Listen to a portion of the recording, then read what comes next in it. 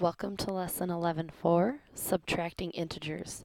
Today we're going to talk about how to subtract integers and how to solve problems that involve subtracting integers. So I just want to go back to what we talked about in our adding integers lesson, where when you see a plus sign, it tells us to move to the right, and then anytime we see a negative or a minus sign, it tells us to move to the left. So we can use that to help us solve this problem right here. So if I have negative 3 minus 1, I can start at the negative 3,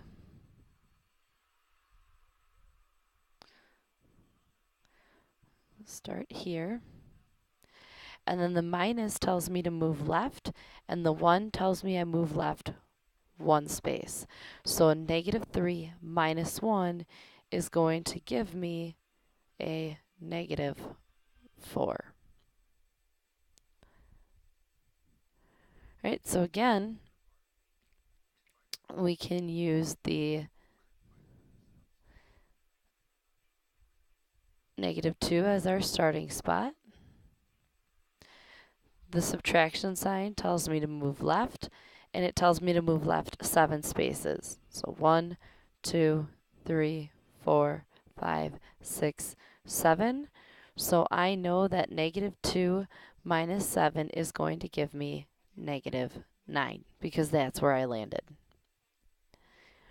However, you're not always going to have a number line when you're adding and subtracting integers.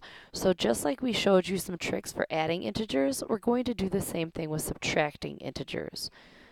So if I go back to the problem of negative 3 minus 1, I can always change any subtraction problem into an addition problem.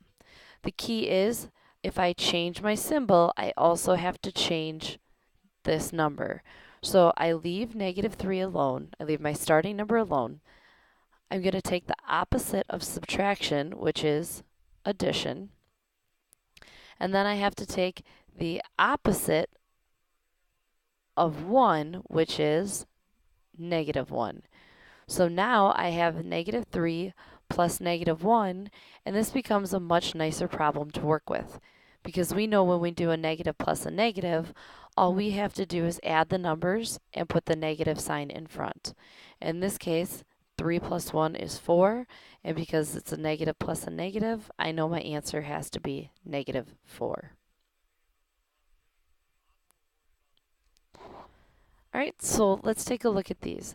If I have negative 3 minus 3, I can change that to negative 3 plus negative 3. So I took the opposite of the subtraction and the opposite of 3.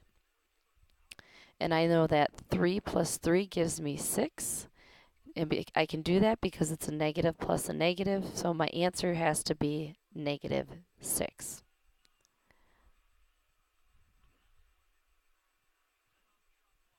Okay, on a separate sheet of paper, what I would like you to do is I'd like you to try these.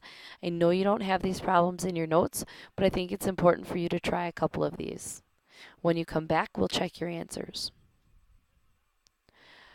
All right, so if I take the opposite here, I keep negative 6. I always keep my starting number. I take the opposite of subtraction, which is addition, and the opposite of positive 2, which is negative 2, and a negative 6 plus a negative 2 is going to give me a negative 8. And the reason I keep putting parentheses around these numbers is just to make sure you understand that this is a negative 2. You'll see this a lot because a subtraction sign and a negative sign look very much alike.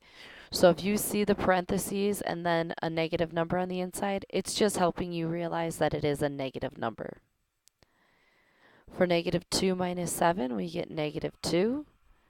Change minus to plus. Change positive 7 to negative 7. And I'll get negative 9 as my answer. All right, so we're going to use this idea when we are adding when we're doing positive minus a negative. right? So you can see the brain doesn't like two negatives. So what we do is we make it go away. Just like I said before, you can take the opposite of subtraction, which is addition, and then take the opposite of -1, which is +1. So now by changing this, we have two positive numbers instead of one positive and one negative. So now in this case, 5 minus a -1 turned into 5 plus +1, which gives us 6.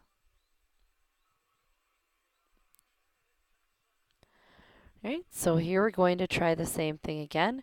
We have 10 minus a -6. We don't like that, so we keep our starting number the same, take the opposite of subtraction, which is addition, and then take the opposite of -6, which is +6, and we get 16. Anytime you see a subtraction problem, you want to change it to addition, not vice versa. We like to do addition problems, so it makes sense to change this to problems that we're comfortable with doing. All right, so you have these three problems in your notes. I would like you to use what I just showed you to solve these three problems, and when you come back, we'll go over your answers. All right, in this case, this would have changed to 23. Opposite of subtraction is addition. The opposite of -18 is +18. So we would do 23 plus 18, which gives us 41. Keep your starting number. Opposite of subtraction is addition. Opposite of -7 is +7. 5 plus 7 gives us 12. Keep your starting number. Opposite of subtraction. Opposite of -6. 9 plus 6 gives us 15. I know this seems kind of silly and confusing, but if you think of your number line and what this means, so this tells us to move left, this tells us, yes, continue to move left, 6 spaces. So if you use your number line, you'll notice that we come up with the same answers, but this is a way of making it easier to solve the problem without using that number line.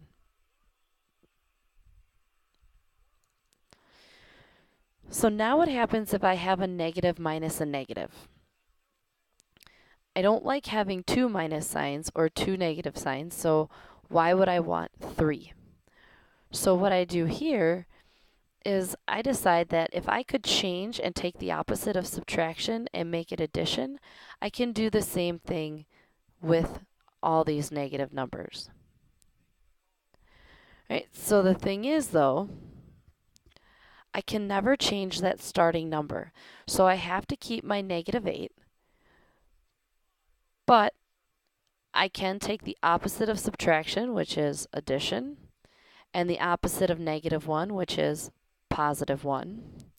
And I remember from before that my answer takes the sign of the number that's further from 0, so my answer is going to be negative. And then now I just subtract my absolute values. The absolute value of -8 is 8. The absolute value of 1 is 1.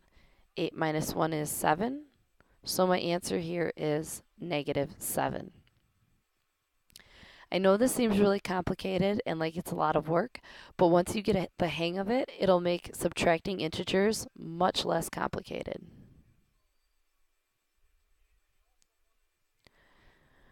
All right, so let's try this. We have 2 minus 7. We always want to change these two addition problems where we can. So 2 minus 7, we would change this. We have to keep the 2. We would take the opposite of subtraction, which is addition, and the opposite of 7, which is -7. I know my answer would have to be negative because -7 is further away from 0 than 2 is. I take the absolute value of 7. I subtract the absolute value, which is 2, and I get 5. So my answer here is -5. Okay, so what I would like you to do, I would like you to try numbers 1 through 6. 7 through 12 we'll go through in class. So only post numbers 1 through 6. Okay, so stop here. Again, if you have any questions, please make sure to write them down or post them so we can go over them in class tomorrow.